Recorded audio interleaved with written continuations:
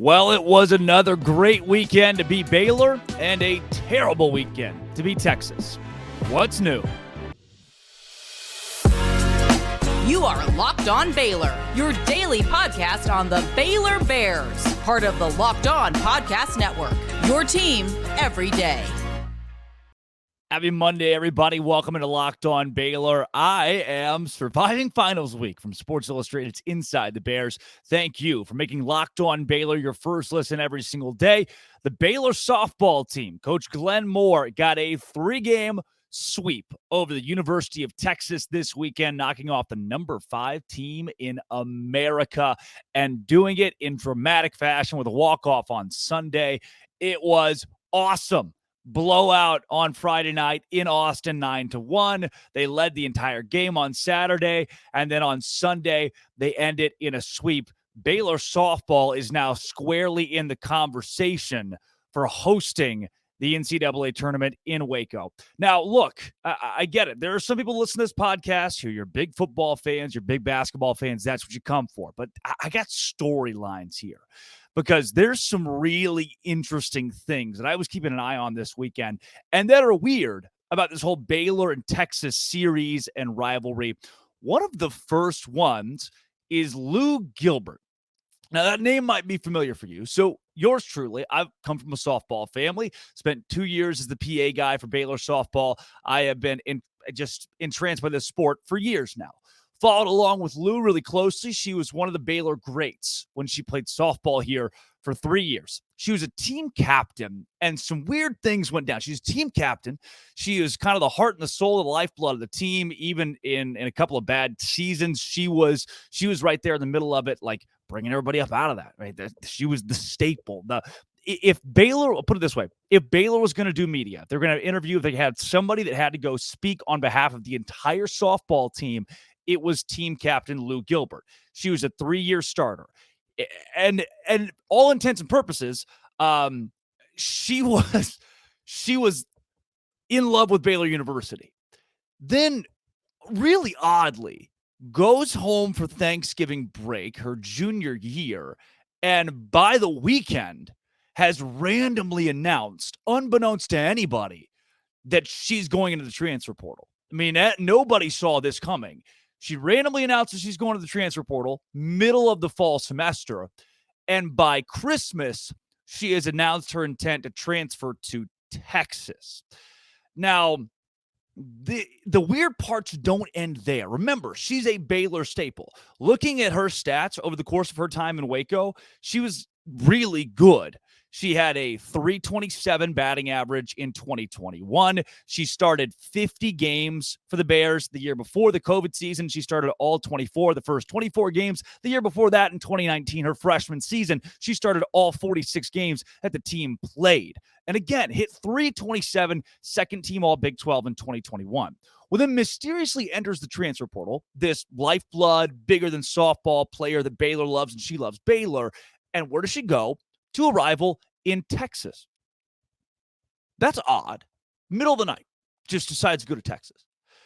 And I'm not sure what they promised her, but remember, started all 120 games that she was on campus for at Baylor.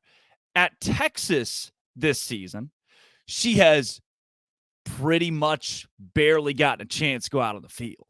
She is batting .236, has a home run, 9 RBI, 5 stolen bases. She's typically used as a pinch runner. She is not somebody who they have in the lineup very often. She does not start very many games. She does not play very much for the Texas Longhorns. Again, second team all Big 12, decided to transfer to Texas, where she barely sees time on the field. And it makes zero sense to me where that came from or why it happened. Let me tell you about a pretty weird guy that factors into all this jazz. Name is Mike White. He's a coach at Oregon and winning a lot of softball games. So Texas, as we know, who has a very bad culture, they have had Chris Beard, who was fired unceremoniously. They have, dude, the football program in the last decade has been a dumpster fire. Steve Sarkisian yelling at that guy. He's got his whole thing of baggage. Like, the culture there is weird to start. I hired this Mike White guy to come in and coach the softball team. What does he do at the Big 12 tournament? He gets kind of frustrated, looks up at the stands. This has been a couple years, looks up at the stands and flips everybody off. ESPN's there, middle of a game, flips off the crowd at a softball game. Dude, what are we doing? How does like that go through your head of like, yeah, this is something I'm going to do? Well, he did it. And just not the coolest guy. Not a great culture program. You could see that the team, it feels good to sweep a guy like that. Feels good to sweep a coach like that. And it's weird that a guy like that would go get Lou Gilbert, who started every game for Baylor. And then this season, she's played in only 28 games. She's only started 12 games. She got to start against Baylor this weekend. It was kind of weird. Like, look, I get it. I think she's a good person. I've talked to Lou multiple times, but my stance on transfers. My stance is goodbye. Like, once you've left Baylor, I'm no longer rooting for your individual success. I'm not rooting for it. I'm not rooting for your downfall. But at the same time, I'm not actively watching Texas softball to see Lou Gilbert play. Goodbye. You left Baylor University, where you were a second-team All-Big 12 player, and then this weekend, you got swept by your former team, and the team you're currently playing for doesn't play you. She only has 5 aligned. She only has 5 RBI this season, by the way. Again, 12 games she started this year. 14 games she started last year. She started in 120 games for Baylor in 3 years. Her first 3 was a starter as a freshman, and Texas will barely play her. That's bad, man. I don't know what they promised, but it couldn't have been playing time. And if it was, they definitely lied. Because now she's a super senior. She's a fifth-year senior. Still doesn't get to play. And the Baylor Bears beat Texas 3-0 this weekend without their best pitcher. They lost to Leah Binford, one of their better pitchers, earlier this season. She's gone to injury. Dariana Orm, obviously hurt in some fashion because she is Baylor's marquee pitcher, one of the best in the entire Big 12, and she didn't see the field once this weekend. So the Bears, down arguably their 2 best pitchers, go out with a true freshman, RyLee Crandall, and this is odd. Like, this is stuff that you dream of as a kid. Step in as a true freshman, start on Friday night against the number 5 team in America, hold them to 1 run in a 9-1 mercy rule, come back in relief on Saturday, get a win on Saturday as a team, not individually, but then get another win, 2-0 on the weekend for her on Sunday, where she goes complete game, 7 innings, only allows 1 run, and then in wonder, just like poetic fashion, such a poetic weekend, Josie Bauer, who is another super senior. She's the only Baylor senior. Everybody else is going to be back next season. She steps up to the plate, hits a double, and that leads this avalanche for Baylor in the 7th inning yesterday, where Zadie LaValley steps up to the plate. She had not played the entire weekend. She was catching on Sunday, and she hits a walk-off. They called it an error at first base. A lot of Texas fans thought the ball was foul. If you watch the play, it looks pretty fair to me. It's over the bag, and Baylor walks off Texas. Mike White flips off the crowd. You got swept 3-0 by Baylor this weekend.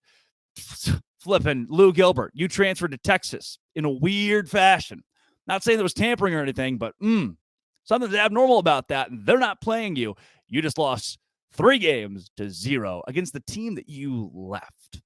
You're the captain. The lifeblood of the squad. Starter at third base. And the grass is not always greener. Nope, this grass is burnt orange. Gross. See ya. Now Baylor's got a case, too, to make it into, well, they're going to make it the NCAA tournament. They got a case to host. I got a case for the very best betting site in America. It's FanDuel. It's the number 1 place to go for your sports betting. If you need it, they've got it. You go, like, make a fast break to FanDuel. Get it? Make a fast break to FanDuel. They're in the NBA playoffs. I put some money yesterday live on the Boston Celtics to beat the Philadelphia 76ers. Like 4 minutes to go. Boston makes this big run. It's like, all right, sweet. Boston's going to win this game. They did not. They hit a buzzer beater that did not beat the buzzer, and it was terrible. I hate the NBA, by the way. I hate the NBA. I think it's maybe my least favorite league. I struggle to watch it. It's just not good. I love college basketball. I love college football. I love college everything. I like the NFL too, and I like the MLB. It's calming. You know what? I've gotten the NHL recently. The NBA stinks. So the only way that I can watch it tolerably is putting my own money on it. I got to sports bet it. Is that healthy? Maybe not. But right now, you can do a $1,000 no sweat first bet up to $1,000. You get bonus bets back if your bet doesn't hit. You can go download the FanDuel app right now. Great promotions every day. It's safe. It's secure. You get paid instantly as well. There's no better place to place your bets than America's #1 sportsbook. Visit FanDuel.com/locked on for a no sweat first bet up to $1,000. FanDuel.com/locked on. FanDuel is the official sports betting partner of the NBA. All right, Baylor Softball on the cusp of possibly hosting the NCAA tournament. They came into the weekend number 23 in the RPI. RPI is the big metric for softball on where you're going to land and if you're going to make it in. Baylor, obviously safely in the NCAA tournament. And now they're creeping up to a spot to be in the top 16. They could be RPI 18, and because of the strength of the Big 12, still end up hosting. Teams that are around them right now, Baylor, according to D1 Softball, well, NCAA here. Baylor at number 21 in America coming into this weekend. They are now 39-15, a sweep of the number 5 team in the country. They have teams like Utah, Wichita State, Northwestern, Florida, LSU, Auburn. Those squads right above them right there trying to jump over them. Those SEC squads, your Floridas, your LSUs, their schedules don't get any easier. Northwestern, Wichita State, Utah, Baylor's got a great opportunity to jump those schools into the hosting conversation. The problem will be schools like Oregon, Alabama, Auburn, LSU, and Florida, the SEC powerhouses who have really good RPIs, really good strength of schedule that are right there with an opportunity to take that hosting spot. The NCAA is going to love SEC teams when it comes to picking the 16 host schools. It's always good to have it in the SEC, right? The people are going to show up. But Baylor, they got a history. Baylor's hosted a couple of NCAA tournaments before. They've made it to the College World Series a handful of times under Glenn Moore. It's now a storied program. Baylor has been a brand in college softball the last 20 years. They've had a rough stretch. They've had a couple of bad seasons and have now attacked the transfer portal and reversed that. And this weekend was a big part of it. I think, to me, the big mark on the weekend is how Baylor did it. This wasn't close. The Bears just smacked Texas over the weekend. Again, 2-1 on Sunday. You have a freshman pitcher come out and dominate, hold the number 5 team in the country, dominate, and holding to 1 run. Over the course of the weekend, in 3 games, Texas had just 4 runs overall. That's not good. That's really, really not good. Baylor, on the other hand, 16 runs. You're looking at 16-5, a good disparity in these 3 games. Baylor 39-15. Here's what trips you up a little bit. 8-10 in conference play. And a loss last weekend to Iowa State. Iowa State's not one of the better opponents that Baylor has seen. Kind of weird deal. It's like 45 degrees and raining in Ames, Iowa. They go up there and they lose 2 out of 3. Wasn't a great weekend for your Bears. And that puts them at 8-10 in conference play. Also got swept by Oklahoma, swept by Oklahoma State. They dropped a game to Kansas, dropped a game to Texas Tech. This was their first sweep in conference play since 2018. They had not done this against anybody in a while. Also, the program's first ever sweep, all-time first ever sweep against a top 5 team. That's wild. They pull that off. And if you don't have the series loss to Iowa State, your case is a lot better. But now with this, you boast 6 wins this season against top 5 teams. I'll tell you a story about Oklahoma. Oklahoma, number 1 team in America, they've won 40 straight games. The last game they lost was to Baylor. Oklahoma now sits at 48-1 after sweeping Oklahoma State. The only game they've lost this season was in Waco to your Baylor Bears. That's insane. That's the best program of all time in OU now. They've claimed that, and Baylor beat them earlier this year, showing that they can quite literally beat anybody all time in softball, because this is one of the best teams to ever do it in Oklahoma. And you got a team that's, look, Baylor now hot at the right time going into the Big 12 tournament, and they get Iowa State again in the Big 12 tournament this week. This is Baylor's first conference sweep since 2021 against Kansas. They didn't have one last season. It is the Bears' first season in history with 6 top 5 wins. They haven't done that before. You've got Josie Bauer, storyline of the only Baylor senior. She comes in, has 2 hits on senior day. Her brother Aaron, who has autism, who is the mayor of Getterman, brings energy to the stadium every weekend. He does interviews with ESPN Plus this weekend. It was Autism Awareness Game on Saturday. There's the storyline there. And then Josie ends up becoming one of the heroes of Sunday in the walk-off win. Zadie LaValley, late game. Her, with runners in scoring position, she was batting .093. .93. That's not a good batting average with runners in scoring position. And what does she do? She puts a ball in play. It's tough to get to. They call it an error. I don't know if it was an error. I don't really think it was. But the ball she put in play ends up scoring 2 runs and giving Baylor the win. You've got a freshman, more storylines. Freshman who comes in, pitches 7-inning complete game on Sunday, only allows 1 run, and dominates the number 5 team in the country. Baylor now the number 4 team in a loaded Big 12. They are behind the Brands of Oklahoma, who's the number 1 team, Oklahoma State, top 5 team, Texas, the number 5 team in America this weekend. You're sandwiched in a really good league, and now you go destiny in hand to the Big 12 tournament this week. So if you want to watch Baylor, noon, game 1, Thursday, Baylor and Iowa State. If the Bears can win that game, they get Oklahoma on Friday. If Baylor beats Iowa State, good feather in your cap. Iowa State's been hot lately. You get that win, you're helping your RPI, your conversation's even better. If by chance the Bears get in and beat Oklahoma on Friday, then you really, really look good. Single elimination tournament. So if you lose to Iowa State, you're going back home. You know you're going to the NCAAs. You're probably not hosting. It's up in the air. If you beat Iowa State, you get Oklahoma, you lose that one, you still got a pretty good case to host. Oklahoma is 48-1. So if you win that Oklahoma game, you're pretty much a lock to host. Your RPI is going to boost. You've already beaten them once. Now you've beaten them twice. You showed it's not exactly a fluke. The Bears have an opportunity to do that this week in Oklahoma City. Thursday at noon, Baylor and Iowa State kick off the Big 12 tournament.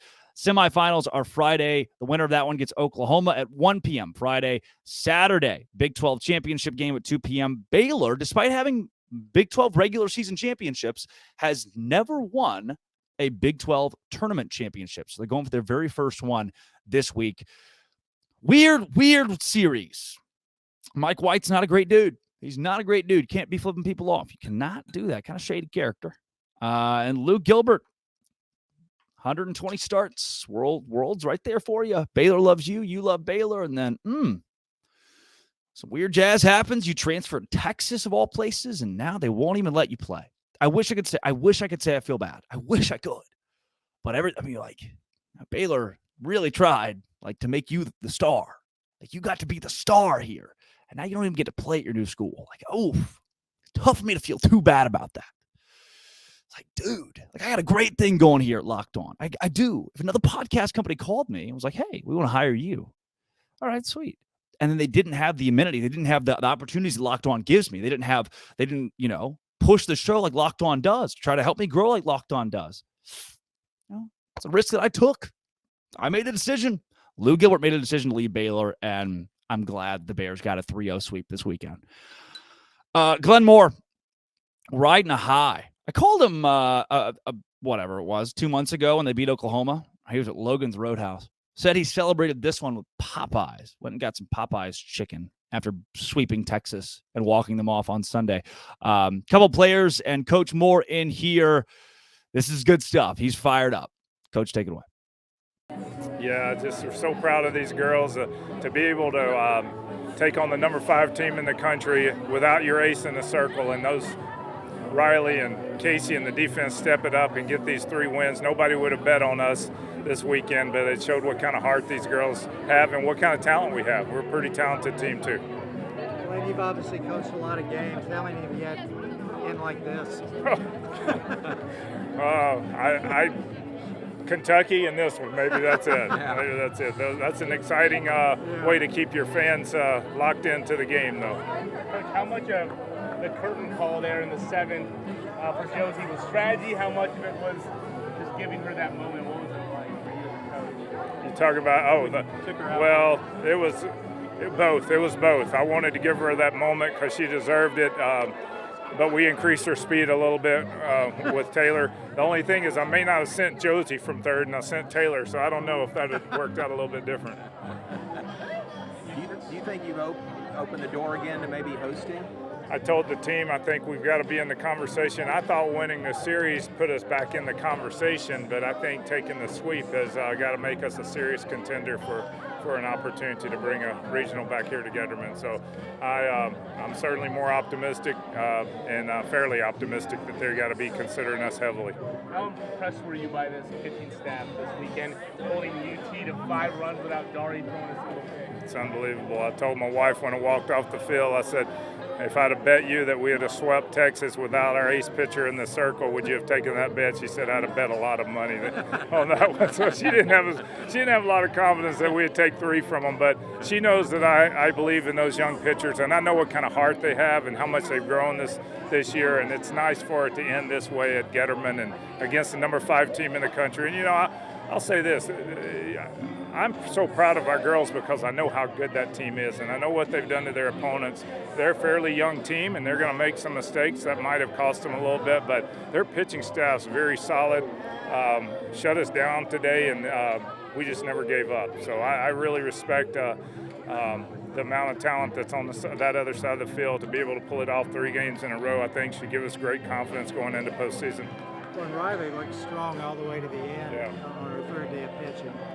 Yeah, we sent Casey to the bullpen 6th inning to warm up a little bit just in case, but we really, I think the 5th inning they squared a couple of balls up, and fortunately they, we were able to get out of that, but I thought maybe they were seeing it a little bit more. Coach Newman felt she could mix a little bit more, and I think she did, and that kept them off balance pretty good there, and gave up that run. It's a game of inches, of course, because that run was on a ball that was hit fair by just really a half an inch maybe, and then we hit one. Amber hits one down the other line that's about 6 inches foul, would have tied the ball game there. So, and then it's a game of inches on the last play of the game. So we used the whole field tonight. Was that the longest 3 or 4 minutes of your life?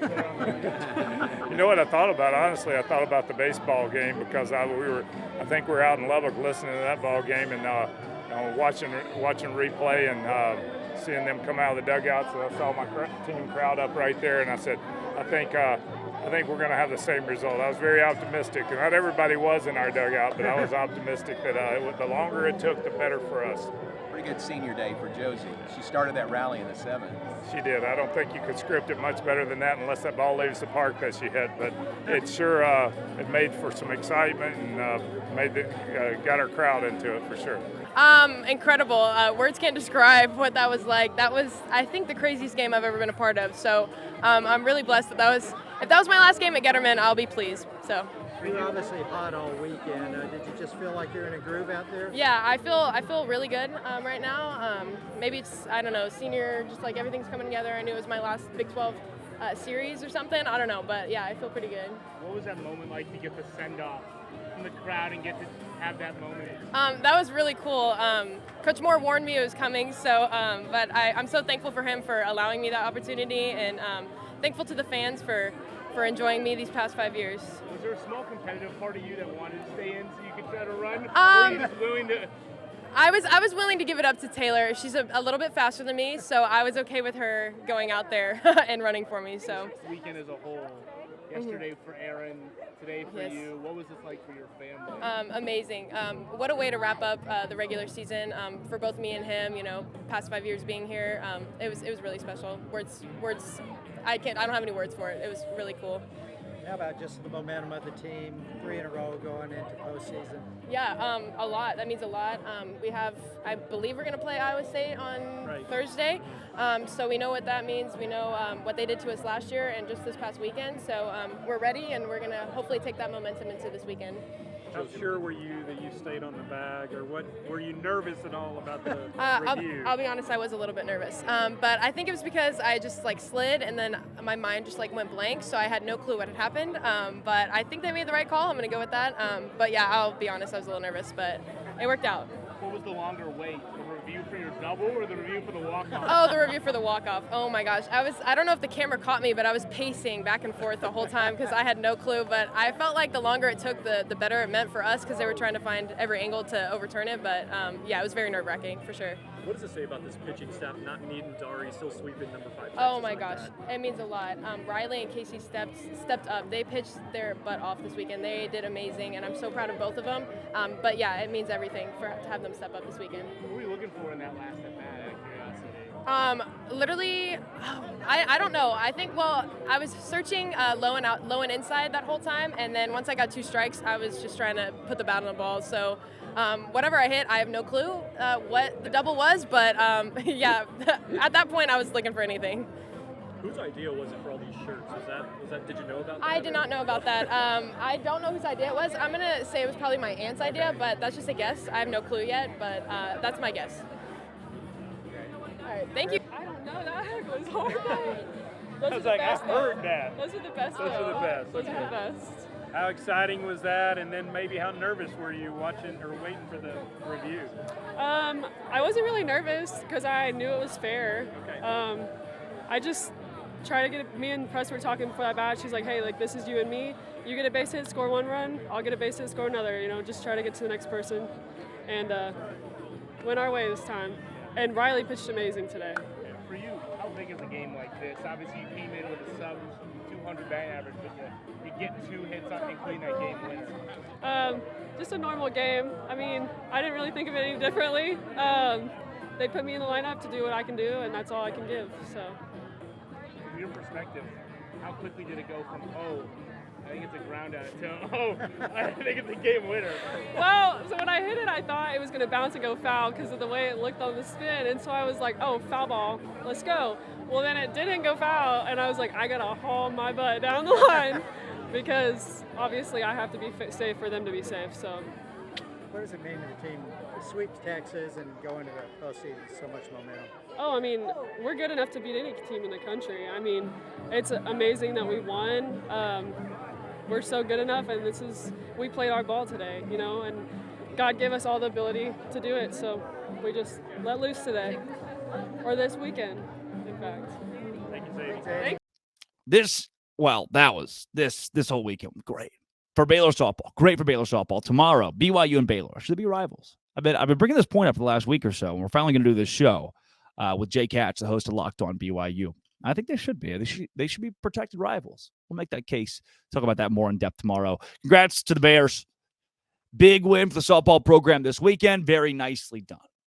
That was awesome. To go to the games was awesome. Went with my family on Saturday. You girls are legit. Go host the NCAA tournament. Win some games in the Big 12 tournament. Shock some people. And keep on rolling. This has been, it always will be. Thanks for listening today. Come back tomorrow. I'm doing finals week, but still doing shows. You know, keeping the energy up. This has been, it always will be. Locked On Baylor Bears.